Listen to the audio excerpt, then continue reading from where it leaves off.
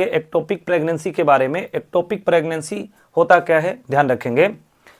सामान्यतः क्या होता है कि प्रेगनेंसी कैसे आती है ये देखेंगे।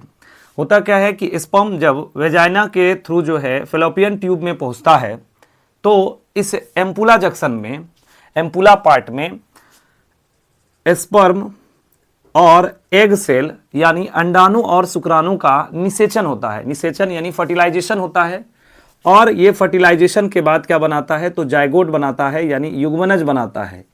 फिर इस युग्मनज में समसूत्री विभाजन होता है जो युग्मनज एम्ब्रियो में बदलता है, एम्ब्रियो यानी भ्रूण में बदलता है। अब इस भ्रूण का क्या होता है, इम्प्लांटेशन होता है।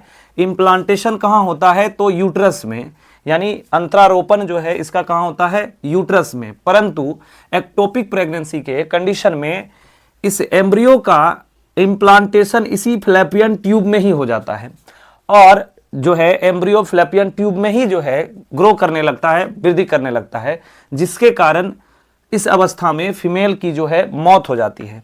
तो ध्यान रखेंगे, डॉक्टर जो सोनोग्राफी कराने के लिए कहता है तो इस सोनोग्राफी के माध्यम से एक्टोपिक प्रेगनेंसी की पता चलती है कि एक्चुअल में जो है इस एम्ब्रियो का इम्प्लांटेशन में हुआ है या नहीं हुआ है। तो अगर इस एम्ब्रियो का इम्प्लांटेशन यूट्रस में हुआ है तो प्रेगनेंसी ठीक है। अगर इस एम्ब्रियो का इम्प्लांटेशन फैलोपियन ट्यूब में ही हो गया है तो एक्टोपिक प्रेगनेंसी की खतरा रहती है। आमतौर पर यह हम कह सकते हैं कि एक्टोपिक प्रेगनेंसी में जो है फीमेल की द्वैत होने के चांसेस ज्यादा रहता है और सोनोग्राफी से जो निकलने वाले रेज होते हैं वह एक तरह का जो है साउंड वेव होता है, जिसके कारण अगर आप सोनोग्राफी कराते हैं तो सोनोग्राफी कराने से फीमेल को किसी भी तरह का जो है दिक्कत नहीं होता है। इसको आप इस तरह से भी समझ सकते हैं, अगर चमगादड़ से कोई साउंड वेव निकल रहा है, अगर उस चमगादड़ से निकले साउंड वेव से हमें कोई खतरा नहीं हो पा रहा है तो ध्यान रखेंगे तो सोनोग्राफी से जो साउंड वेव निकलता है आप उसे सुन भी नहीं पाएंगे तो खतरा भी नहीं होगा। Thank you.